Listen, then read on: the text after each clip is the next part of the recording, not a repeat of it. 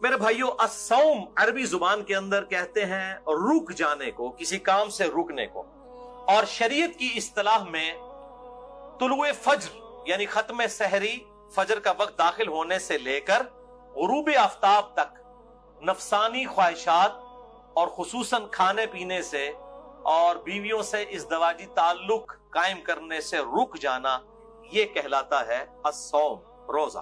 और रोजा जो है वो किन कामों से टूटता है, उस हवाले से सूरतुल बकरा की आयत नंबर 183 से 188 में 187 नंबर आयत के अंदर मैंने पिछली दफा डिस्कशन की थी, जिसका नतीजा ये है कि मेनली दो चीजों से रोजा टूट जाएगा। नंबर 1, खाना पीना या जिस्म में कोई चीज दाखिल करना, खा वो टीके की शक्ल में रग में हो या खाल में हो या मैदे में कोई चीज टपका दी जाए। और नंबर 2, बीवियों के साथ इज़दवाजी ताल्लुक को कायम करना। और सही बुखारी में इसको सपोर्टिव एक तालीकन रवायत मौजूद है, जिसकी सही इस्नाद अल मुसन्नफ इब्न अबी शैबा में और बाकी किताबों में आपको मिल जाएंगी।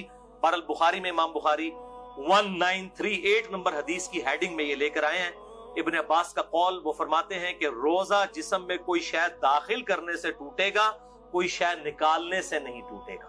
बिल्कुल एक कैटेगोरिकल डिसीजन उन्होंने कर दिया। कोई चीज निकलेगी उससे रोजा नहीं टूटेगा। पेशाब निकला या कै किसी को आ गई, इसी तरीके से खुद ब खुद इह्तिलाम नाइट फॉल वाला मसला हो गया, उस हवाले से रोजा नहीं टूटेगा। अलबत्ता एक एक्सेप्शन है जो औरतों के मेंसेस के हवाले से है, वो रोजा उसी वक्त टूट जाएगा और उसकी कज़ा जो है वो बाद में करनी होगी। तो इस हदीस के तहत कि जिस्म में चीज दाखिल करने से रोजा टूट जाएगा, टीका हो, ड्रिप हो या ब्लड डोनेशन हो, खून किसी को देना हो, किसी ने यानी खून लगवाया अपने जिस्म के अंदर, या सिगरेट पीना हो, इन सब चीजों से रोजा टूट जाएगा। अलबत्ता एक थोड़ी सी आसानी एक्सेप्शन के तौर पर अगर दी जा सकती है, तो जो दमे के दायमी मरीज हैं उनके लिए इनहेलर का जो इशू है। बाकी जो वक्ती तौर पे मरीज हैं उनके लिए तो है कि वो रोजा छोड़ दें और उसको जो है वो ना रखें, उसकी जगह फिदिया दे दें, वो इंशाल्लाह अगली दफा आएगा। जो वर्स्ट कंडीशन है या किसी को वक्ती तौर पर कोई रोजा जो है वो छोड़ना पड़ गया या तोड़ना पड़ गया, तो बाद में उस एक रोजे की कज़ा कर ले। लेकिन जो ये दायमी मरीज हैं जिनको सांस का मसला है, दमे का प्रॉब्लम है और वो इनहेलर यूज करते हैं, उनके लिए एक एक्सेप्शन इज्तिहादन दी जा सकती है उस हदीस के तहत जो बुखारी और मुस्लिम दोनों में है। मिशकात में है 3724 कि आप सल्लल्लाहु अलैहि वसल्लम जब भी किसी सहाबी को कोई पोस्ट देकर गवर्नर बनाकर, खुसूसन इसमें आता है माज़ इब्न जबल और अबू मूसा अशरी को भेजा और इसके अलावा भी बाकी असहाब को भेजते, तो उनसे 3 बातें इरशाद फरमाते हैं। नंबर 1, लोगों के लिए आसानी पैदा करना, तंगी ना करना। नंबर 2, खुशखबरी सुनाना, नफरत ना दिलाना। नंबर 3, इत्तफाक रखना, इख्तलाफ ना करना। लेकिन ये इत्तफाक जो है वो झूठ की बुनियाद पर नहीं होना चाहिए, इल्मी दलाइल की बुनियाद के ऊपर। ये ना हो कि वो इत्तफाक के चक्कर में आप तौहीद के ऊपर भी, खत्म नबूवत के ऊपर भी कंप्रोमाइज कर लें। ये वो इत्तफाक नहीं है, वो फसाद है। इसी कॉन्टेक्स्ट में जो खून देना है, डोनेट करना है, ब्लड कोई दे किसी को, अपना खून निकाले, तो जाहिर है वो निकल रहा है और वो इब्न अब्बास का कौल है कि निकलने से कोई चीज रोजा नहीं टूटेगा। तो इस हवाले से बुखारी और मुस्लिम की एक हदीस है मिशकात में 2002 कि इब्न अब्बास कहते हैं कि नबी सल्लल्लाहु अलैहि वसल्लम इहराम की हालत में भी और रोजे की हालत में भी अल हिजामा यानी पछने लगवाया करते थे, जिसे हम कपिंग कहते हैं। ये तरीका इलाज है जिसमें खून निकाला जाता है। तो रोजे की हालत में आप सल्लल्लाहु अलैहि वसल्लम खून निकलवा लिया करते थे, तो ब्लड डोनेशन भी उसी के अंदर आएगी। अगर खून निकाल लिया जाए जिस्म से तो रोजा नहीं टूटेगा। अलबत्ता इसमें एक एक्सेप्शन है, वो सही बुखारी में हदीस है मिशकात में 2016 के अनस इब्न मालिक से पूछा गया कि आप लोग रोजादार के जो पछने लगवाने हैं अल हिजामा, उसको नबी सल्लल्लाहु अलैहि वसल्लम के दौर में मकरूह क्यों जानते थे?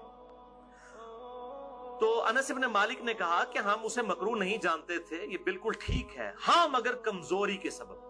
अगर किसी को यह खतरा हो कि वो जब ब्लड डोनेट करेगा तो इतनी कमजोरी हो जाएगी कि ब्लड प्रेशर उसका ड्रॉप हो जाएगा और रोजा निभा नहीं सकेगा, तो एक हदीस में आता है कि आप सल्लल्लाहु अलैहि वसल्लम ने भी पचने लगवाने के बाद रोजा इफ्तार कर लिया। अगर कमजोरी वाला मामला हो तो फिर आप रोजा توڑ سکتے ہیں اور اس کی ایک قضا کریں گے, اس میں کوئی گناہ بھی نہیں ہوگا. ظاہر مجبوراً ہی کسی کو بلڈ ڈونیٹ کیا جاتا ہے.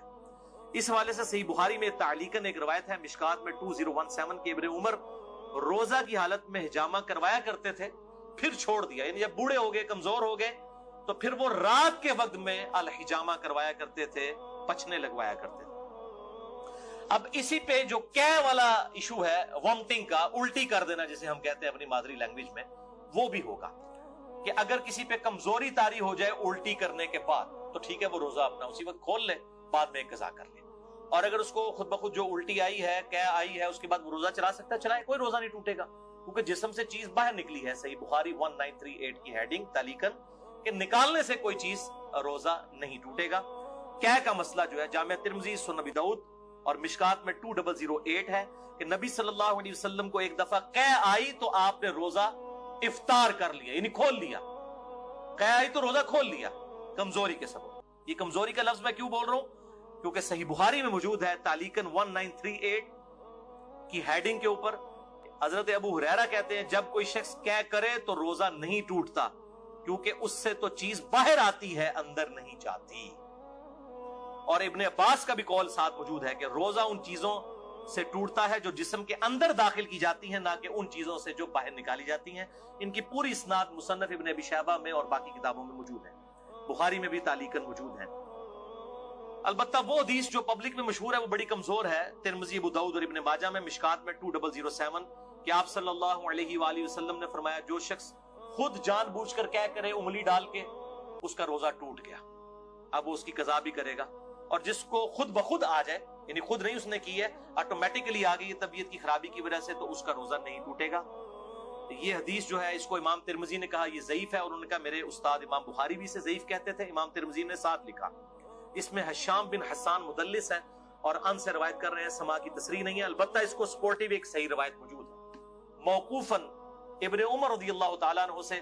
المصنف ابن ابی شیبہ میں انٹرنیشنل نمبر کے مطابق 9188 ابن عمر رضی اللہ تعالیٰ عنہ فرماتے ہیں جو شخص جان بوجھ کر کہہ کر دے, یعنی جان بوجھ کے انگلی ڈال کے, تو وہ شخص پھر اپنا روزہ افطار اسی وقت کر لے, اس کا روزہ ٹوٹ گیا.